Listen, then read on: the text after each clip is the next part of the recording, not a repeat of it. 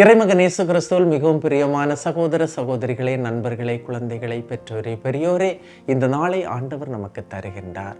அதிகாலை வேளையிலே முழந்தாள் படியிட்டு ஆண்டவருடைய இறைவார்த்தையின் முன்னால் ஜெபிக்கின்ற அன்பு சகோதரமே, இன்று இந்த இறைவார்த்தையால் ஆண்டவர் உங்களை நிறைவு செய்வார். முன்னாகவும் பின்னாகவும் வலமாக இடமாகவும் மேலாகவும் கீழாகவும் இருந்து உங்களுடைய வாழ்வை அவர் இன்று ஆசீர்வதிப்பார்.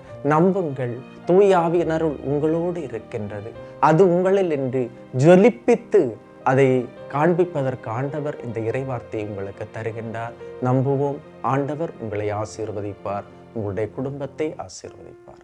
அன்புமிக்க சகோதரமே, இன்றைய நாளிலே நாம் தியானிப்பதற்காக எடுத்துக்கொண்ட இறைவார்த்தை நீதிமொழிகள் புத்தகம் 22ஆம் அதிகாரம் 4வது இறைவார்த்தை.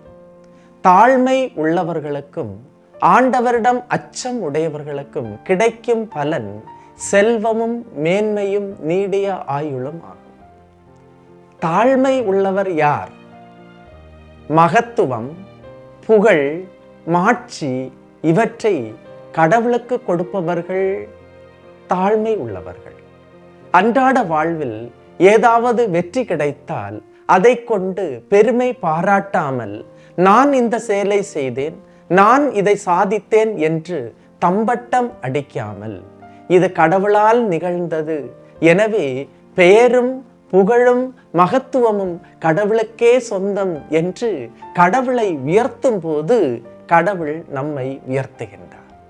கடவுள் நம்மை உயர்த்துகின்றார். காரணம், நாம் நம்மையே தாழ்த்துகின்றோம், கடவுளை உயர்த்துகின்றோம். தம்மைத்தாமே தாழ்த்துகிறவர்கள் உயர்த்தப்படுவார்கள், தம்மைத்தாமே உயர்த்துகிறவர்கள் தாழ்த்தப்படுவார்கள் என்று இறைவார்த்தை சொல்லுகின்றது.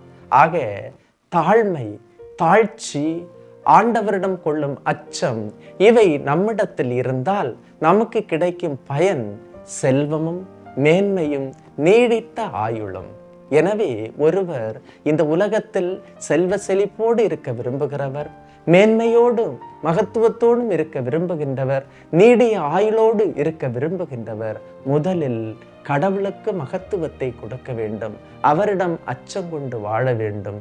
அவருக்கே இந்த வாழ்க்கை மகிழ்ச்சியாக, மனநிறைவானதாக, பொருளுள்ளதாக அமையும். இந்த இறைவார்த்தை இன்று உங்களுக்கு கிடைக்கின்றது. ஆண்டவர் உங்களை நிறைவாக ஆசீர்வதிப்பார். எல்லாம் வல்ல இறைவன், தந்தை, மகன், தூய ஆவியார் உங்களையும் உங்கள் குடும்பத்தையும் நிறைவாய் ஆசீர்வதிப்பாராக. ஆமேன். இயேசுவுக்கே புகழ், இயேசுவுக்கே நன்றி. மரியே வாழ்க.